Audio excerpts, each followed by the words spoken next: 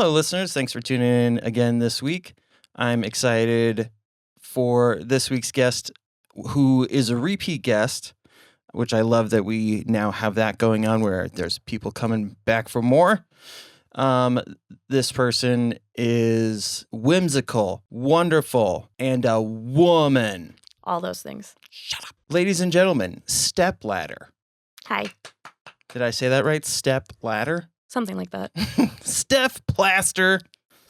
Hello. Hi. How have things been going in your neighborhood, in your immediate vicinity? I mean, I live on the far east side, in Dayton's Bluff. It's almost to Maplewood. People talk a lot of shit about the east side, but I don't think it's so bad. And I have not been a victim of crime in the 2.5 years that I've lived there. So the more I keep seeing the discussion of homelessness in throughout the country, there's a lot of there was this documentary that just got released about how Vegas is kind of pushing their homeless people underground. Well, that's terrifying. Yeah. It's very scary. Yeah. How far are you from, kind of the action, as it were, as far as are displaced? I'm nowhere near the encampments, although you do see every once in a while, one tent here, one tent there, not in a large group, but just kind of somebody off doing their own thing. Encampments happen everywhere, and they're just especially visible in the city. We have acres and acres of woods here. You would never even really know if there was an encampment here. And so it's important to remember that homelessness happens everywhere, and just because it's hyper visible in the urban core doesn't mean that it doesn't happen everywhere. Interesting. Yeah, that's a very good point. Oh, that's why. Okay, hold on. Yes, I'm sorry. So you ran All good.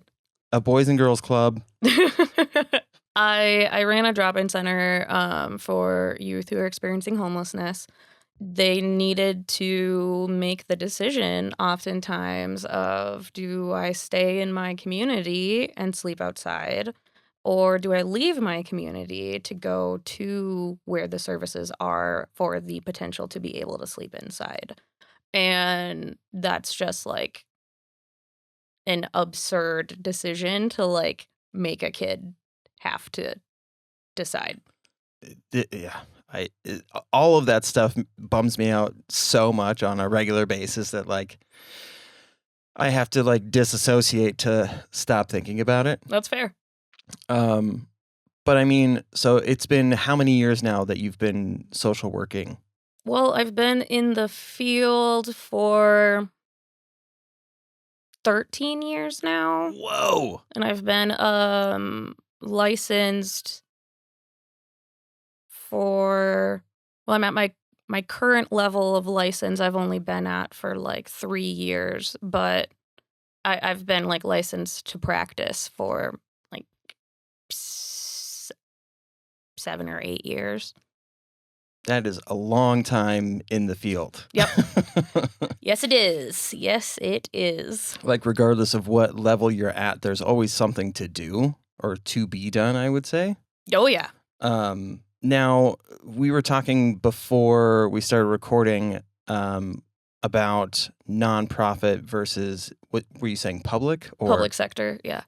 So what's the difference there? Are the nonprofits privately owned then? It's more of a conglomerate of different streams of funding. Okay. We'll pay for different positions, and you essentially need to spend a large amount of your time seeking out those funds. Oh, wow.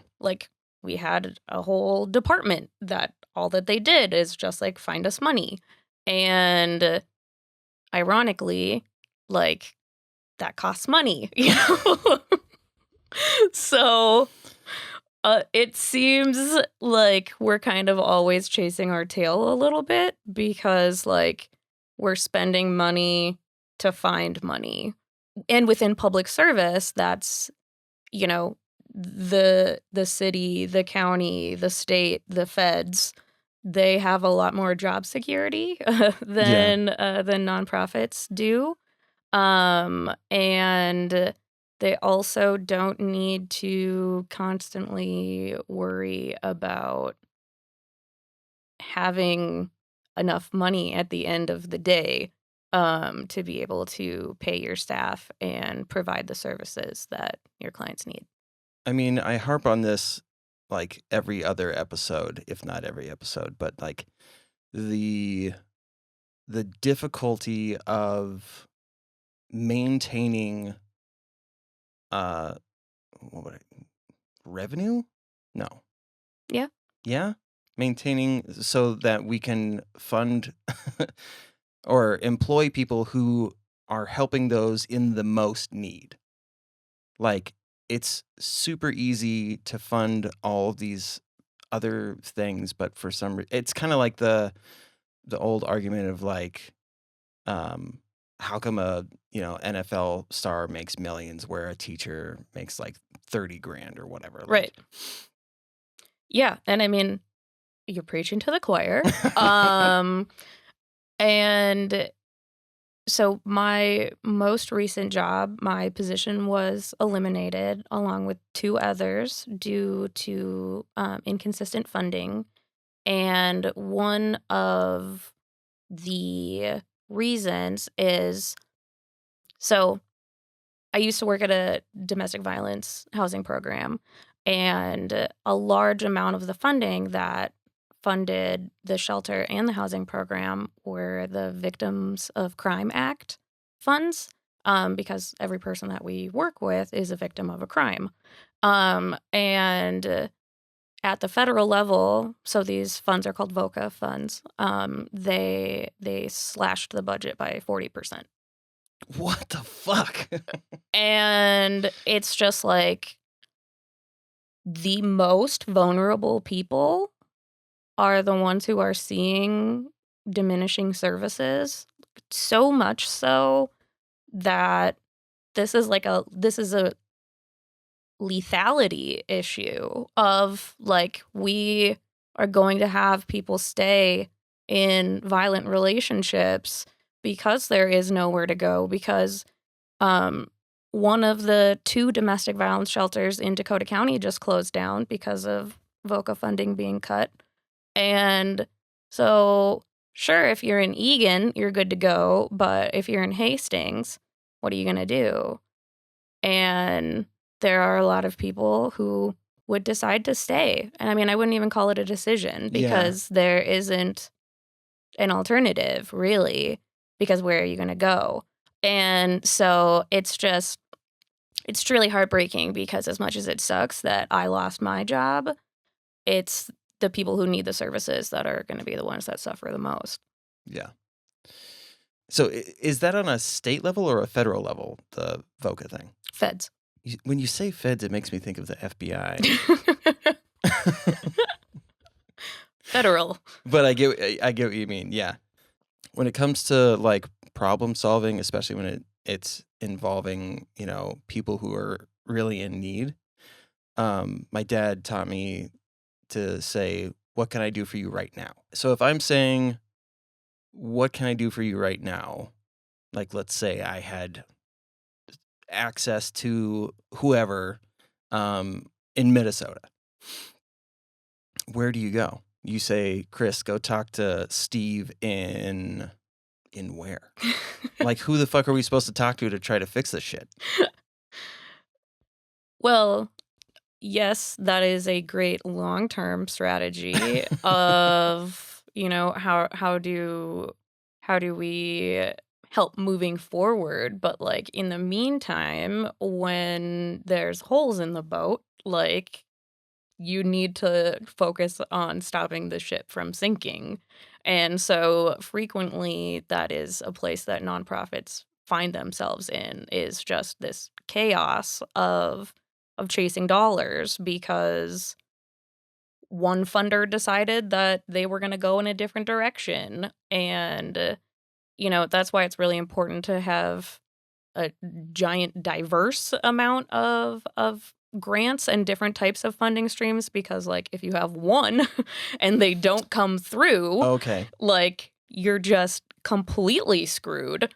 So it is good to, find these other little pots of money. And I've heard a lot of people say like, oh, it's just $5,000, it's just $20,000. Like, is it even worth going after? And it's like, well, yeah, if we can create a relationship and get $5,000 or $20,000 every year, I go for it.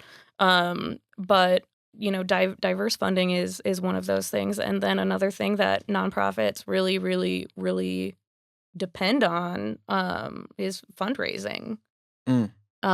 When I was at a previous job, when I was in a program manager position, I was learning about like where all of my staff's funds were coming from, because each one comes with a different reporting process.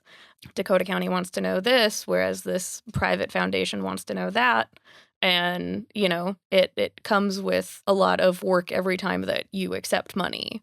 They don't give it to you, no strings attached, right? So are they making you show them what you're doing with Yes. Oh my God. Oh, yeah. Constantly. And then I was like, okay, cool. So like, where's my line items of, who makes up my budget? And the finance person was like, individual contributions. And I was like, okay, everybody, who's coming to the fundraiser? Holy fuck, dude. I want to keep my job. So.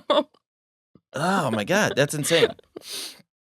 I guess that's why I keep coming at a loss for words, is because it's like it's such a unique thing, like as far as employment goes. It's like, yeah, the only thing that makes me think of is like when people are campaigning and they're or is it Senate that spends 2 of the 4 years campaigning? pretty much, yeah.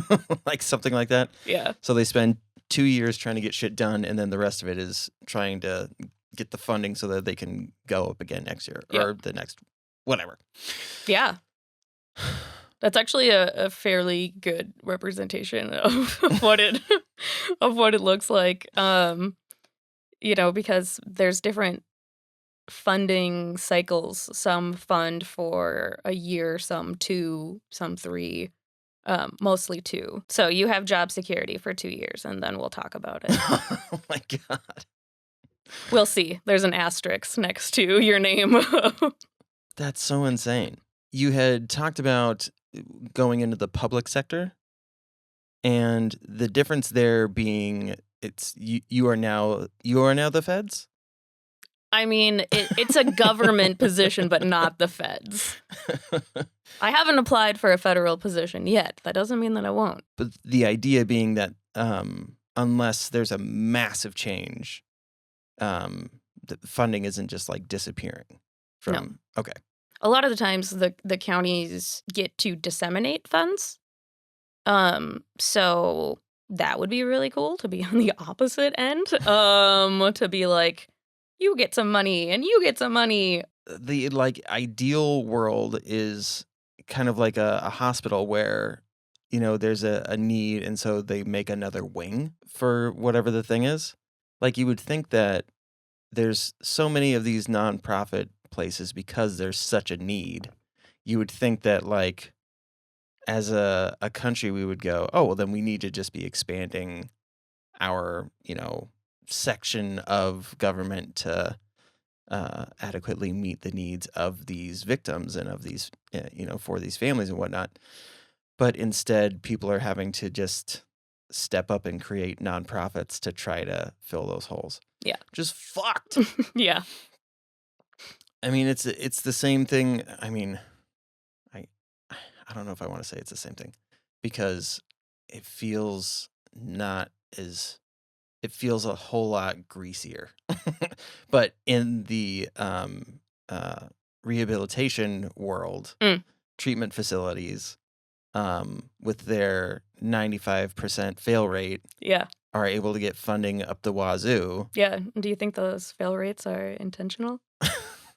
I mean, If I want to look at it from a very cynical perspective. The longer I've been doing this, and the longer I've been sober, the more, my brain is like, dude, it doesn't feel like, it feels like gaslighting. Like, Yep. it feels like these treatment facilities are gaslighting people into, like, making them feel insane, thus increasing the chances of their relapse as well. It's like, it's super fucking frustrating. While, yes, I agree that, like, both things need help. If I were to say which one, just on title alone, needs more help than the other, I would think victims of domestic violence sounds like it should be higher on the thing. But because there are rich addicts Yeah. as well as there are poor addicts, Yep. people can get money from them. It's like a gross. I think I've mentioned this before, but like just before I left Hazelden, it felt like a fucking timeshare meeting. Mm. Like they had pamphlets, and they gave us not mocktails, but like orange juice in champagne bottles or in champagne glasses, thus alluding to like the feeling of mimosas. And it's like, first of all, should sound insane just saying it out loud. So whoever came up with that, you fucking dumb. Yeah. But then the other thing is like, why does there need to be somebody allocated to like pitching for people to stay longer in, like, the pitch meeting goes, it sounds more like a vacation than it does like more than it sounds like they're talking more about amenities and things than they are about like what they can actually do to help you. Does that make sense? Yeah, because they are a for-profit business. It's fucking insane. But shouldn't treatment facilities be nonprofit? I guess that's why my brain gets fucked up, because I'm like, is that I don't know. It doesn't make any fucking sense. Help me, Steph.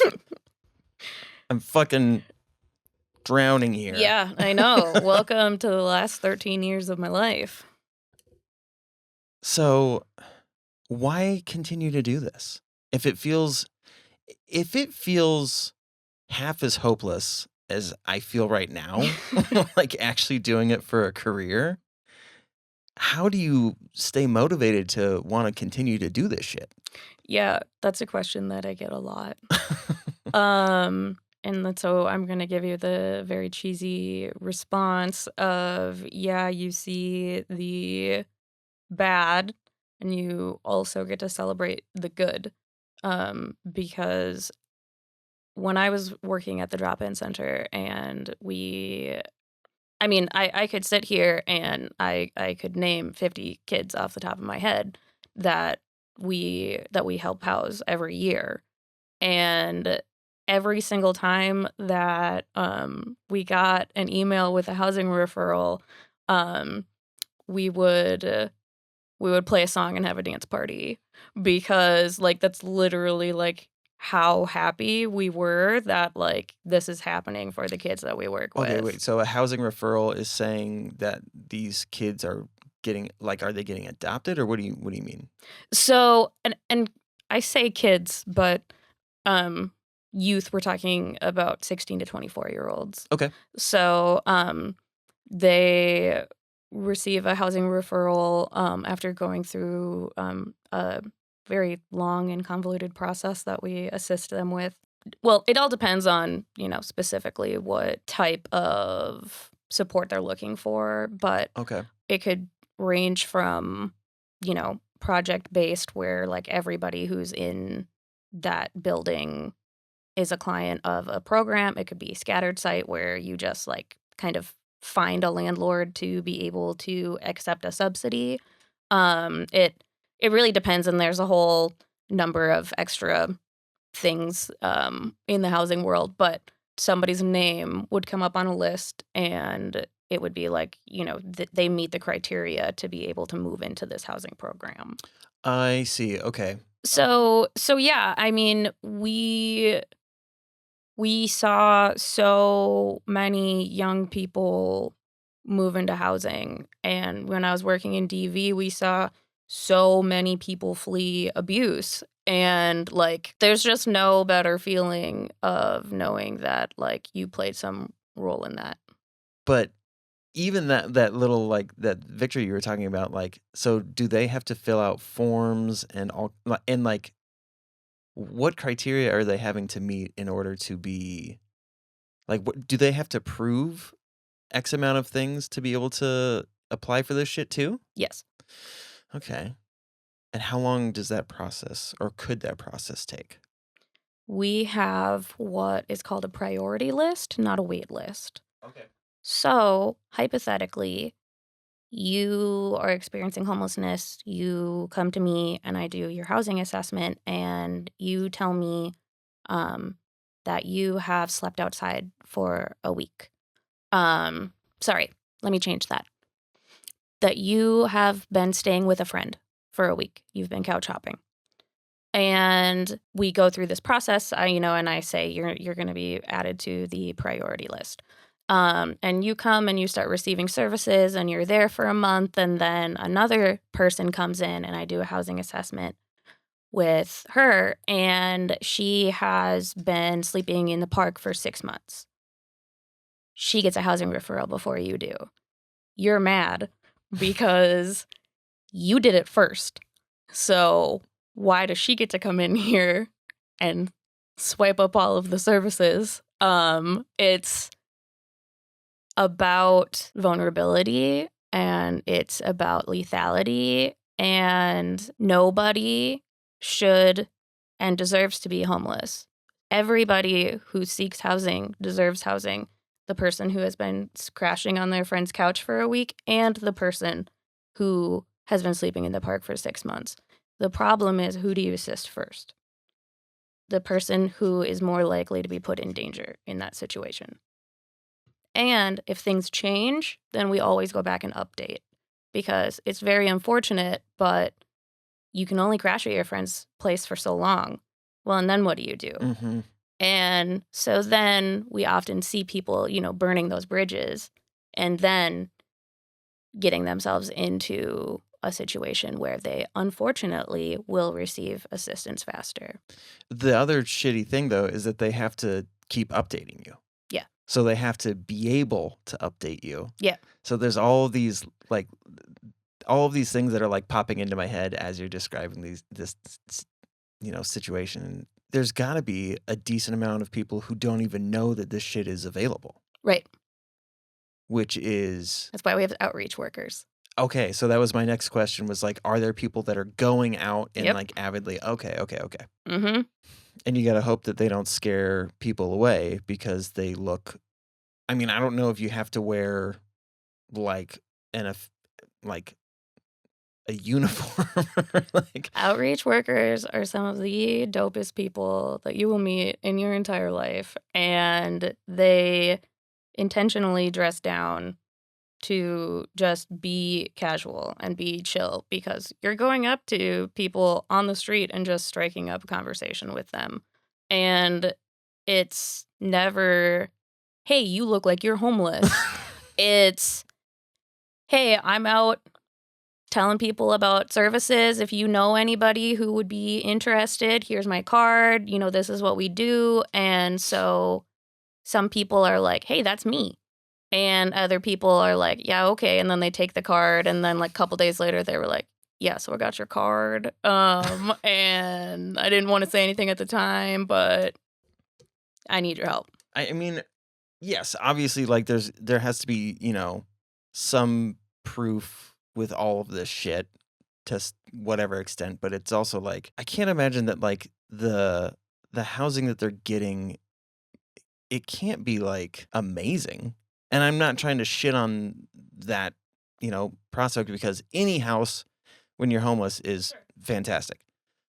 But in thinking of people trying to fuck with the system and just get a free place to crash, like I don't know. It doesn't seem like it's is.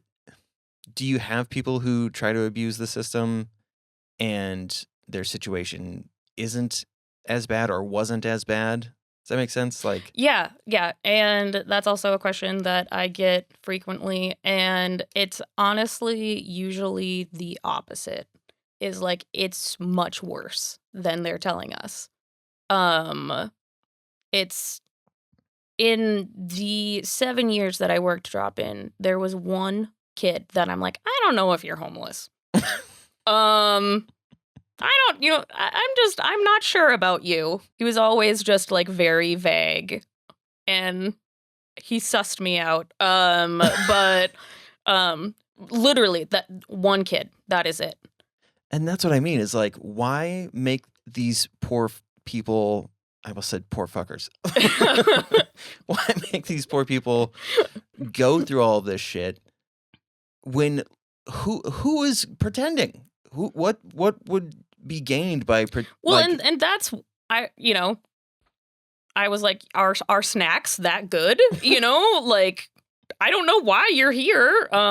But if this is like the worst fraud that we experience, like, yeah, okay, you can eat more of our pre-made dinners. I don't know, like yeah, that's you're not just really costing me a lot of money.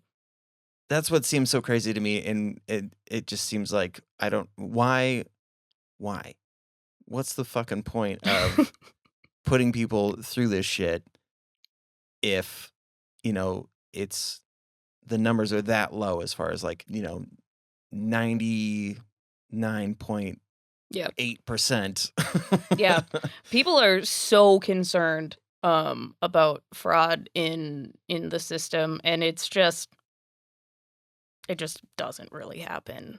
Um And and if it does, like, really, just what is the big point? Like, the amount of good by far outweighs the bad. yes. So Yeah, so that shit always blows my mind is like when you hear people talking about people just, um taking advantage of the system, and like the people who seem to actually take advantage of the system are people who have too much fucking money. yeah. Like Yeah. it rarely seems to be the other way, where somebody who is in need finds some loophole to where they're now getting thousands of dollars from the government somehow Right. and not having to work. Like that doesn't exist. Yep. Or if it does, it's got to be so fucking rare. Because if it was that fucking easy, then yeah, there'd be a fuckload of people doing it. Right. It's just like penis enlargement pills. If they really existed, every guy you know would have a giant penis. Yep. Because we'd all be on it. Yes, that is a spot on comparison. The people who have the luxury of time to be able to gum the system like that, yeah, have money set aside or somebody let them in on some secret so that they can, evade tax. I don't know, man. It's just all people with too much fucking money that are able to find these loopholes and things to be able to make even more money. Why put the person who is at risk? Time is like the biggest thing for them. Mm-hmm. Like, we need to hurry up just so that they can meet like bare minimum, living quarters or whatever. So when I hear that they have to prove all this shit, it just fucking infuriates me. Again, preaching to the choir. Well, I hope listeners, you are also part of the choir because this shit makes me mad. What have you been doing to fill your time in these last, what has it been, 12 months? It fucking feels like it. No, so it's been about 2.5 months that I have been unemployed through the winter. So I've been stuck inside. I have been watching just a lot of true crime. Again with the setup. I for sure. Just I just really need to like work on my pausing. A lot of porn. I've been watching a lot of true crime and also started creating adult content on various websites like OnlyFans, Fansly, Feet Finder, and then I sell my used underwear on a variety of websites like Sophia Gray and Panty Deal, and here's my favorite one, Sniffer, with a bunch of Fs. Okay, well, it was nice having you here. Bye! Okay, and we talked a little bit about this before we started recording, but to bring the listeners in on that conversation is the viewpoint on sex work has, well, for one, we're calling it sex work now. Yes. Instead of my personal favorite, the Scottish phrasing of whores. That's WHURRRS. Whores.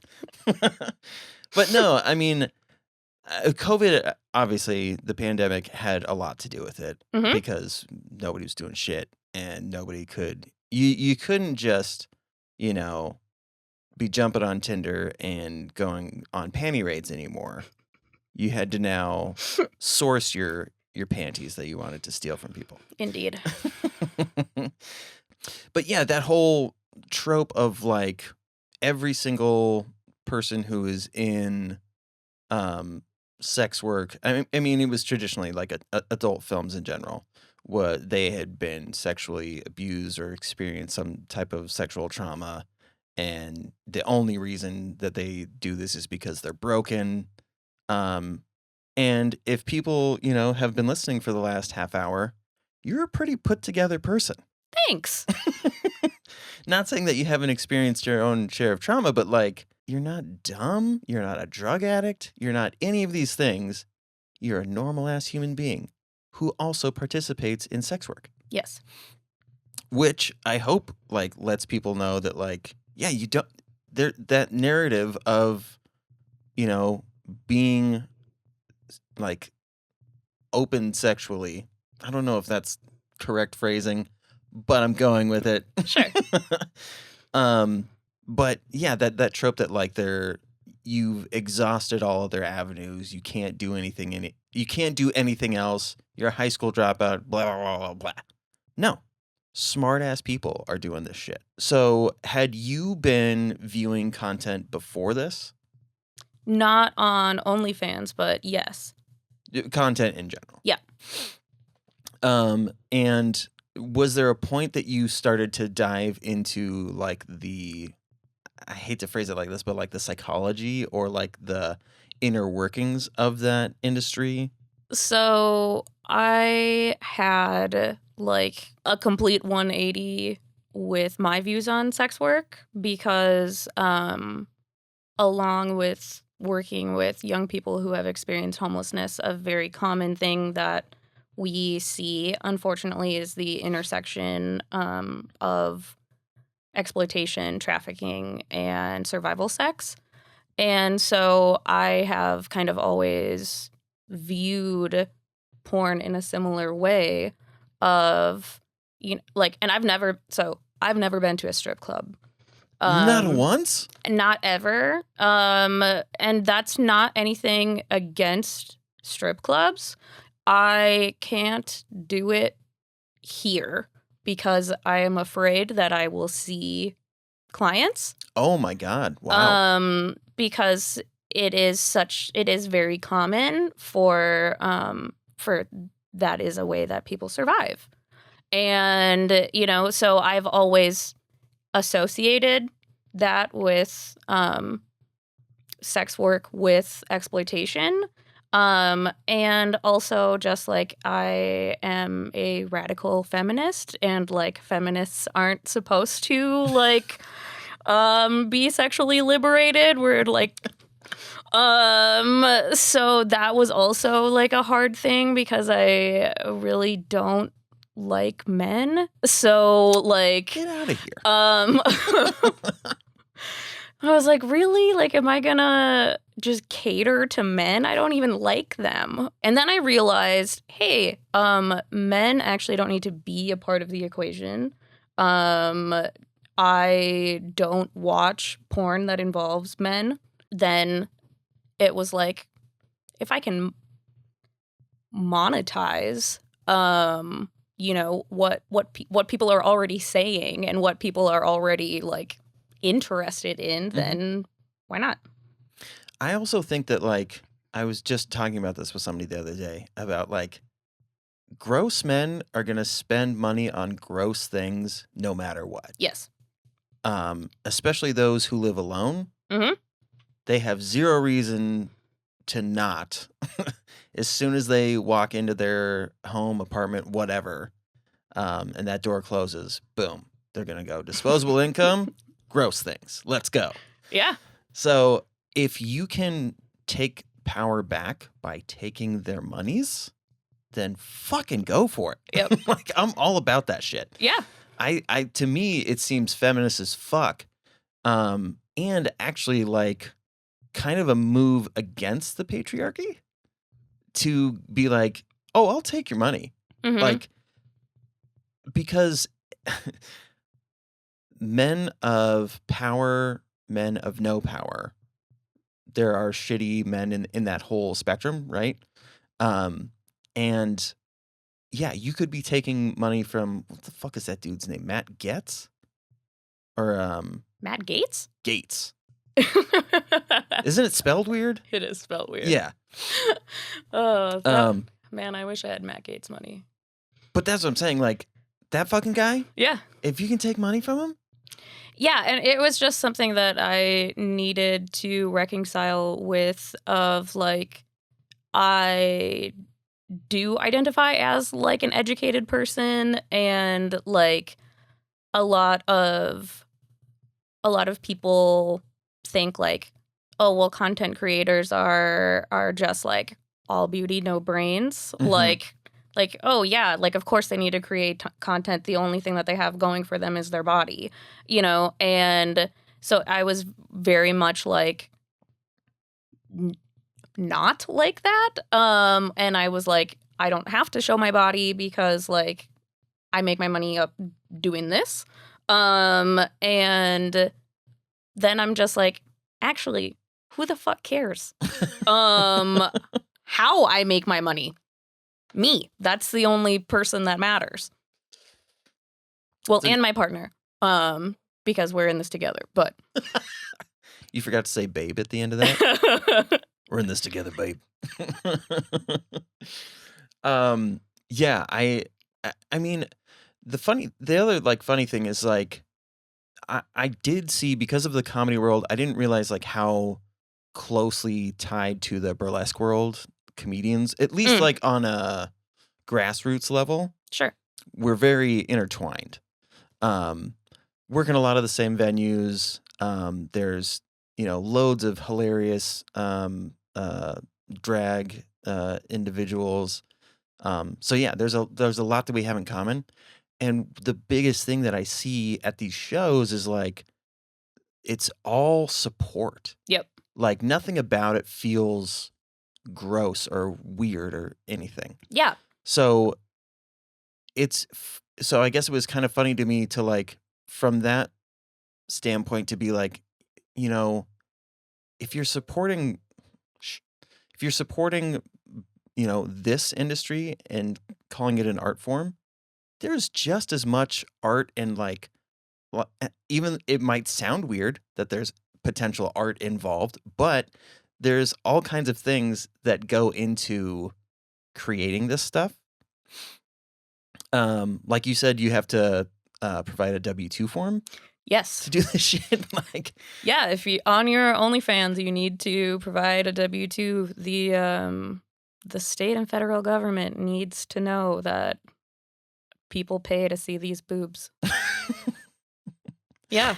So I mean, but what I was trying to say, I kind of trailed off there. But like that whole like, woo, you go, girl. Why wouldn't that translate to this other thing? Yeah, for sure. And I, kind of going back to, negative viewpoints on nudity in general, I think that we're taught to have a lot of shame about our bodies and that we're not supposed to see it as this empowering, positive thing. And that is why I love drag and that's why I love burlesque, because there's people of all shapes, colors, sizes, disabilities, like, who are like, yeah, I'm fucking hot and I'm going to take it off. And people love it because there's something out there for everybody. Like, that's a thing that I've been told a lot of, like, oh, well, I'm interested, but I'm too old. My tits aren't big enough. I have a tummy. And it's like, trust me, somebody is out there making money off of that. So get it. I'm glad you said the disability thing, which I'm sure I'm not going to phrase this correctly. But in the disabled community, that has been huge. A huge confidence. There we go. Yeah. Huge thing for their confidence, because I have seen over the last 3 years a massive shift in the amount of models who are disabled that are being featured in, magazines or on just like, which sounds weird, but like major Instagram accounts. Mm-hmm. That has gone way the fuck up, where when you think of, boudoir, lingerie shoots, like all these things, there's a stereotypical thing that comes to mind. Sure. And I think what people weren't thinking of was people of disabilities, and that visibility now being out there. I don't know who started it. Thank you for your service. Yeah. But man, seeing that, I remember it's gonna seem weird, but the first time I saw a girl with armpit hair, like as a model, Mm-hmm. I was like, oh, this is fucking huge. Like, people don't realize like the balls that it takes Yep. to be willing to do that. But it also opens up the door for these other people to be like, if they're not, because that person has control over that, right? But they're choosing to go, no, I'm going to let it be in its natural state. That then lends to empowering these other individuals who don't have control over XYZ to go, you know what? There's not a fucking thing I can do about this. If I'm going to be proud of it, then I'm going all the fucking way. Yep. And I think that's just rad as fuck. It is. Seeing women, I just saw a model in a shoot. Oh, fuck, if I find it, I'll post a picture here. But this lady that had a cane, that was doing like a fashion shoot, and I was just like, dude. But I guess I've always been like I was saying, like I love watching behind the scenes stuff. Mm-hmm. Like a photo or a video means a bazillion different things to me from what it used to. So when I was saying, like I saw the girl with armpit hair, my brain like automatically goes to what it means versus like whether it's sexy or not, or like at face value, I guess. Okay. So yeah, I just get fucking psyched. So with that in mind, you think about going back to, this is going to seem like a weird, like wide turn, but all of the things that you were talking about, these hoops that people have to jump through just to get housing. Mhm. Similarly, in the disabled community, there are many things that they have to prove on a regular basis. For sure. And I cannot imagine being careful to make it seem like life hasn't gotten too good to a point to where you now no longer can be safe. So yeah, so if funding is one of those things, if having money, because whoever said money can't buy you happiness forgot that time exists, because money buys you time. It sure does. It gives you the luxury of fucking taking a step back and taking a breath. Like, so in this capitalist society that we live in, all of those things, I wish that that's kind of the equation that people started to do, or the math that people started to do, which is to say, like, this is so much more than somebody just wanting to sell pictures of their body or whatever. This is putting food on the table for, a multitude of individuals. Mm-hmm. And those people also typically tend to be more altruistic. I know what you mean. They are more altruistic. I'm not saying that all sex workers are good people, but if they're open-minded enough to do this, odds are they're probably going to lean more towards, I would say, like a slightly, at least, as far as human rights go, a more liberal leaning person. For sure. And because I'm such a staunch fucking liberal hippie, yeah, I want more of those people in the world. I want more, women with armpit hair, leg hair. I want more, people with disabilities getting DP'd and doing all of the things that, like, they fucking want to do. Yep. And having the confidence to do it. And then seeing that money come in. Again, it's not just money. It's time. Also, it's support. Like I was saying, in the burlesque community, I mean, burlesque dancers don't really make that much money. No. So it really is more so like, I do get that there's a difference, if we're being like specific, in that they're more so wanting to express themselves and to feel supported and vindicated in, being reassured that they are beautiful human beings, yada, yada. But man, if you're somebody who thought that, people were staring at you your whole life and that nobody wants to be with me intimately, I'm never gonna, all of the awful things that can happen as you grow up, to then have somebody hit the $500 button that immediately goes into your bank account, that's gotta feel pretty fucking good, I would imagine. You know what I mean? Yeah. So I know I went on a big fat ass rant, but you're also the first person that, is involved in sex work that's like been willing to come on. So I just wanted to talk about what I wish it meant to people. Yeah.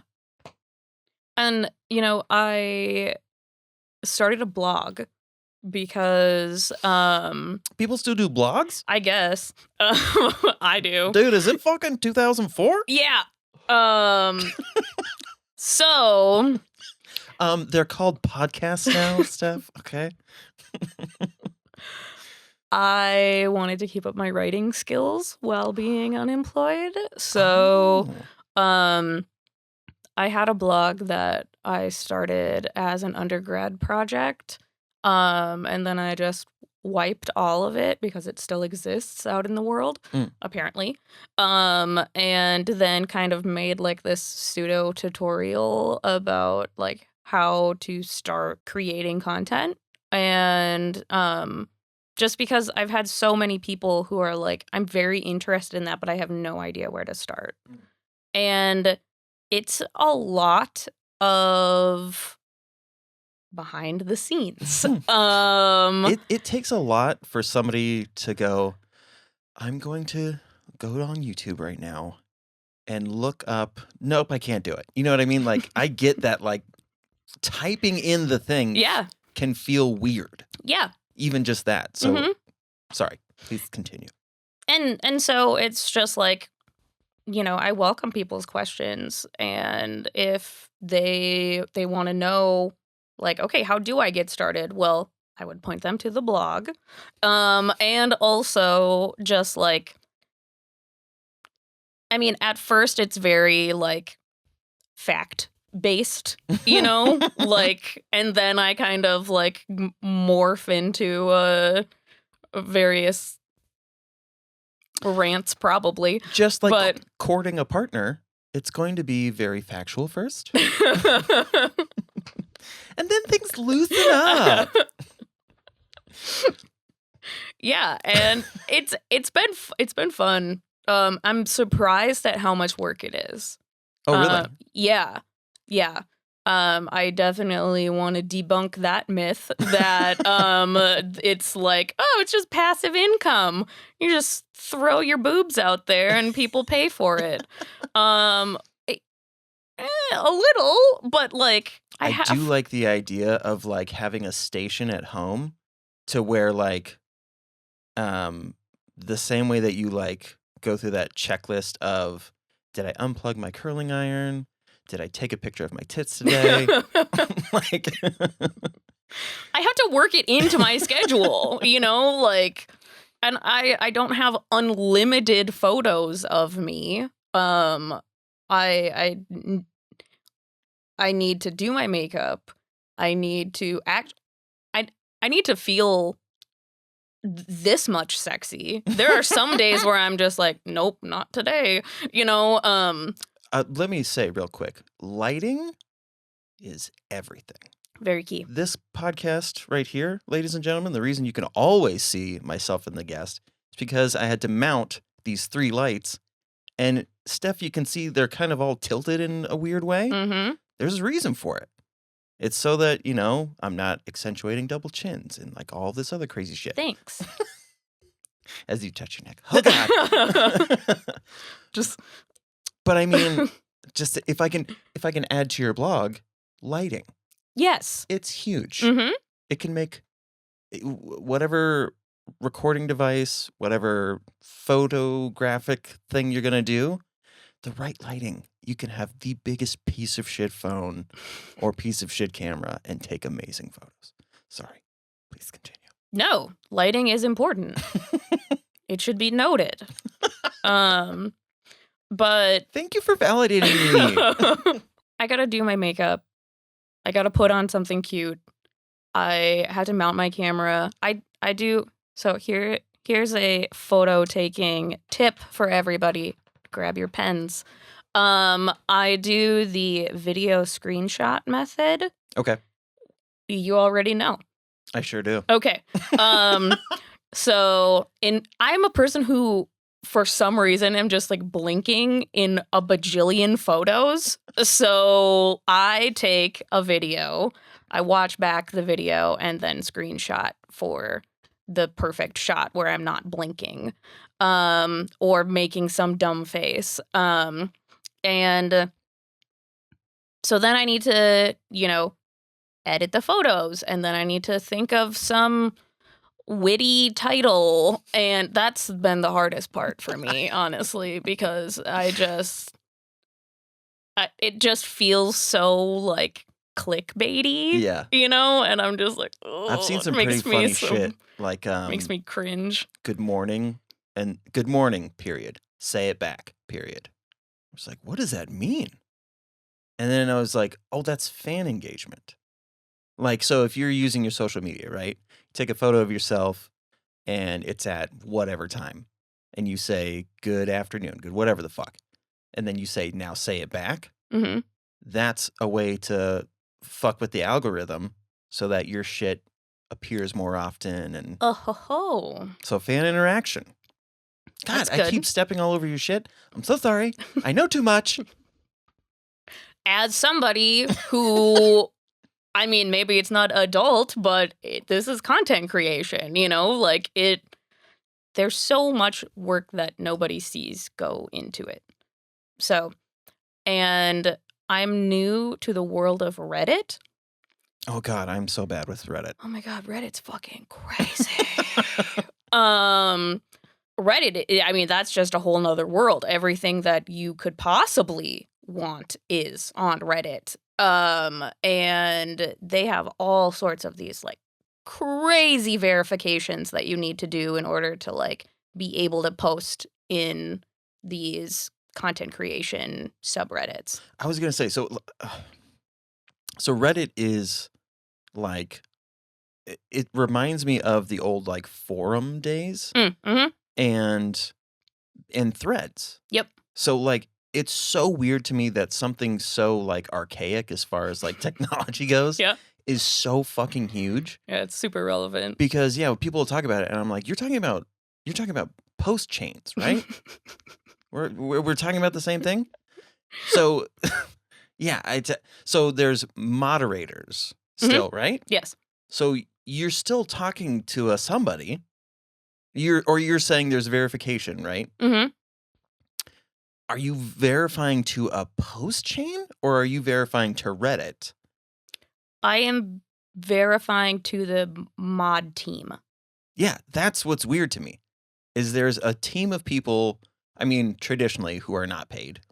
Yeah, probably not. Who are just like, we fucking, hey, welcome to Butthole Thieves. Happy to have you here. We just need a thumbprint, but it's your anus instead of a thumbprint. That's what it'd be instead of feeling like. A rectal scan. That's your 2-step verification.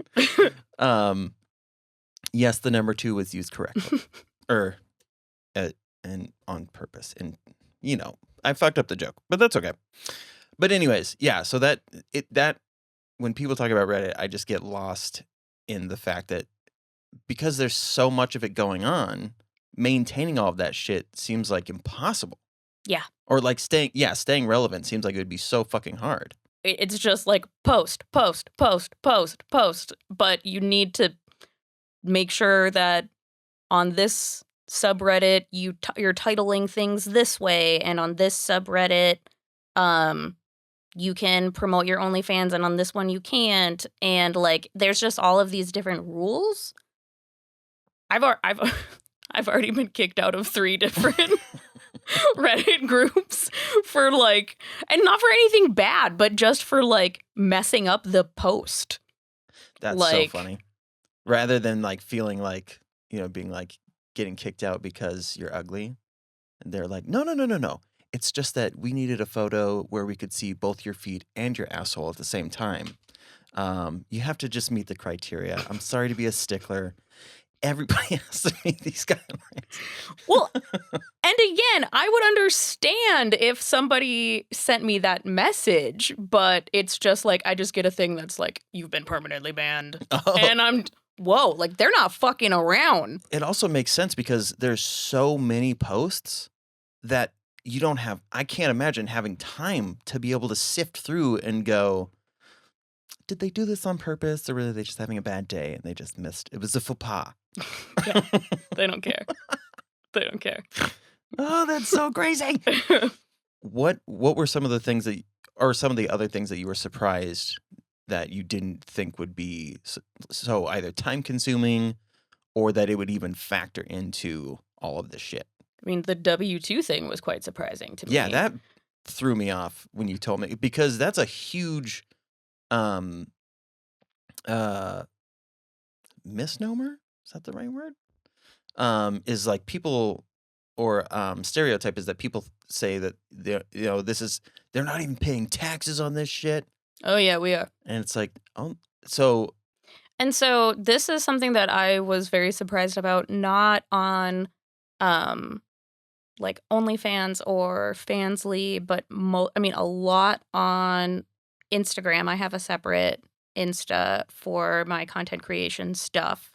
So on Insta, and then also on the underwear selling websites that I'm on.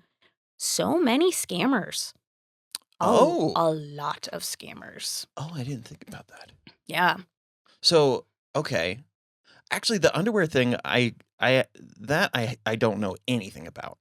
I remember talking about it with a friend of mine and being like, how does the FDA allow this to happen? Which is a very valid question because we're talking about potential biological warfare.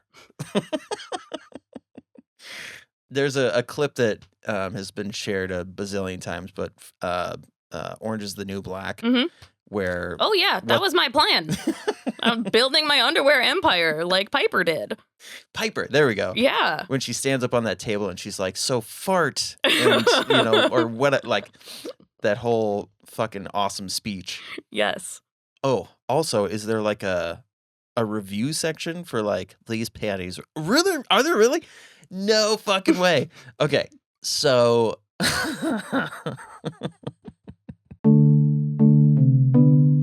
so no bad reviews. No. Fantastic. Mm-hmm. Love that there's a review section. Yes. 5 stars? For sellers and buyers. Oh. It was actually so surprising to me the first day. Okay, so I have barely made any money selling my underwear, but I signed up and like within the first hour, I had somebody. Really? Yeah. And so I was like, is this the way it's gonna be? It wasn't. She said sadly. So, and then that's when I jumped ahead and was like the undie empire, but sometimes I get too excited too quickly. But it was actually like absurd how much this dude just trusted me. Like, I was like, yeah, here's my Cash App. And he's like, what? He's like, here's my address. What's your Cash App? Dude. And I was just like, wow, this dude just really, I mean, I did it, obviously. Like, I didn't rip him off, but, and it's funny because he's from Wisconsin, and I don't know, just Wisconsin, Minnesota, like, and I was just like, yeah, okay. So I just, like wore my underwear for 24 hours and then put it in a Ziploc, or not a zip, like a little Ziploc baggie, and then put it in the mail, and off it went. And he had already paid me before I even sent it. Like, I didn't even need to like verify that I sent it. And like, what's really weird about these like third-party underwear selling sites is that, like, I was gonna say it does spook me a little, like, as to how are you sending this stuff? I almost said shit off, which maybe, without it getting back to you. Right. So I just didn't put a return address. Okay. But and I haven't been getting enough business for this to like make sense, but I could get a PO box. But then, even then, when they now know you're in Minnesota, Yeah. so that's the only thing that like freaks me out a little bit. Yeah. Is the thought of, because people are way too fucking smart and resourceful now to like that documentary Don't Fuck with Cats. I can't watch it. Oof. Don't. Yeah. But all you need to know is that a group of vigilantes were able to good. use Google Maps and Google Streets to find this guy's apartment without having his name. Like, so yeah, it just makes me think like it spooks. That's the only thing. It spooks me a little bit. I don't want somebody to be like, okay, Melons 49 lives here. I'm gonna find her. Great fucking username. Yeah, Melons 49. Yep. That is super interesting. Because yeah, there are a lot of scammers out there, but yeah, I guess I didn't think about it. And the ironic thing being, yeah, you would think that you wouldn't be worried about this, or are you saying that you're surprised that these people aren't more worried about scammers? No, so I mean that was just a weird situation. I was surprised at how forthcoming this person was, but I've had people reach out that are more interested in the quote unquote like sugar daddy, sugar baby kind of relationship. And in my mind, what I was looking for in that is like, I send you like spicy pictures and videos whenever you want, and you send me money.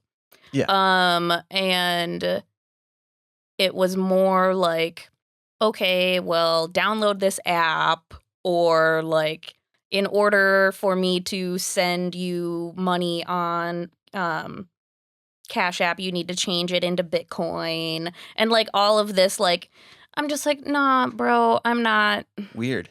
No, I'm not doing all of that. Yeah. And they're also very pushy, and I don't know why that would like help them, like to. But I mean, it's happened to me a lot of times of people reaching out and being like, in order to receive this amount of money, you need to pay this transaction fee, and that is never anything that you have to do Yeah. on Venmo or Cash App or PayPal. And that's why I only use those 3, because if someone's like, oh, well, use this other thing and you have to pay this transaction fee, it's like, well, I don't know if that's legit or not. It could be. And I just don't want to sign up for another thing when there are 3 ways that you can pay me. So, I already have an ideal 3-way going on. yeah. Options. I don't need another one. Yeah. Wait, so do you actually have a sugar daddy situation going on? No. No, okay. Because I was gonna say I've only seen one example, and they just wanted to see like what they were doing throughout the day, and the daddy thing felt more emphasized, Mm. which seemed odd to me. Yeah. But also, I guess fucking whatever. As Do your thing. long as I don't have to touch anybody, Yeah. I don't care. It was kind of, yeah. And then I actually signed up for like a sugar daddy website, Okay. which was not at all what I wanted it to be, because I want it to be like a 90-day fiance meets catfish kind of situation where like, it's me, but you live in a different country and I don't ever have to worry about running into you kind of a thing. Like, we know what our separate roles are. There's no confusion. And this was like a local thing. Yeah. Okay. And so like the largest that I could like span out was like 300 miles. Oh, wow. And I'm like, well, that overlaps my hometown where I work, like, well, where I normally work. And it was a lot of older men who were cheating, which I was like, that's not what I signed up for, and they're just like, oh, it would have to be, on the down low, like us meeting up. And I was like, whoever said anything about us meeting up? I was gonna say, when you get into the like escort side of things, the closer you get to that line, that's where I do get freaked out, because I wasn't aware of like, when I traditionally think of sex trafficking, I don't think of like that person going home. I think of like a hostage situation where like I didn't realize like the level of manipulation that could happen to where somebody is kind of pushed into sex work almost without even realizing it, and then that is also a form of sex trafficking. So Right. once that was like, when I was enlightened to that realm, I can get behind the digital stuff, because yeah, it feels like there's this protective wall, or at least as protective as I feel like you can get. But yeah, when you get into that other shit, it's like there are some fucking awful human beings. People are weird. just waiting to take advantage of that shit. Well, and to like to the point of like, you know, when you say that they want to meet up, um yeah, somebody being like, I can control an outside source, a pimp, if you will, controlling that situation. And yeah, and then this person is, like I said, in more of a hostage situation than an empowering one, Right. which, yeah, freaks me out. Yeah, and I haven't done any in-person stuff. Yeah, and I would encourage you not to, if I could. I don't have a particular want to. So and when I say in-person stuff, this is a very like large umbrella that I'm, talking about. Because I did sign up for there's a local group called the Bear Book Club.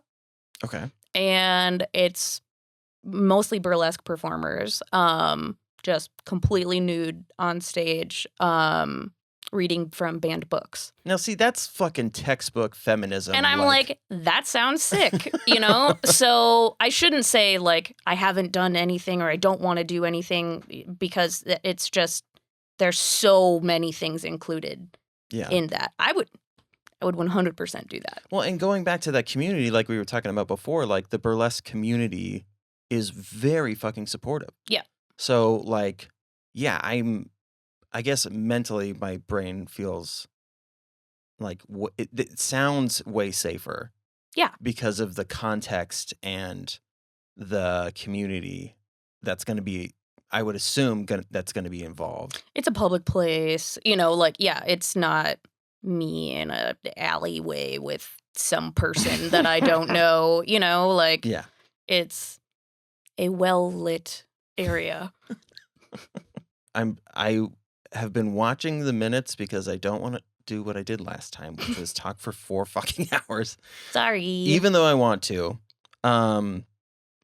But I guess I am curious now as to have you had any negative feedback from like people that you know or acquaintances that you were like surprised by? Yeah, maybe I wasn't hyper aware of some of the rhetoric around sex work before I started doing it. And that's why it sticks out now. Or maybe there's been an increase of negative rhetoric. I'm not sure. But I've definitely been pretty surprised at some of the stuff that I've seen people post relating to I don't create content with other people. I would create content with other women. And I don't with other men because men are scary. And I also have a male partner. So like if I wanted to create like male female content, I would just obviously like ask him. There you go.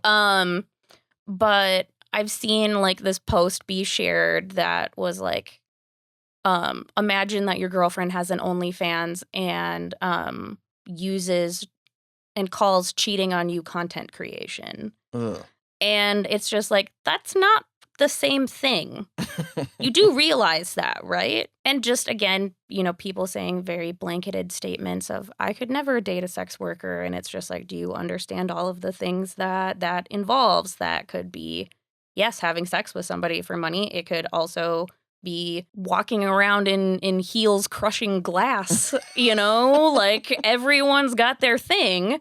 And so, or selling your underwear online, like, so there's definitely been just some negativity, not directed towards me, but just in general. And I don't know, I guess surprising, because I've always lived my life by, if it's not impacting me, I don't really care what people do. Right.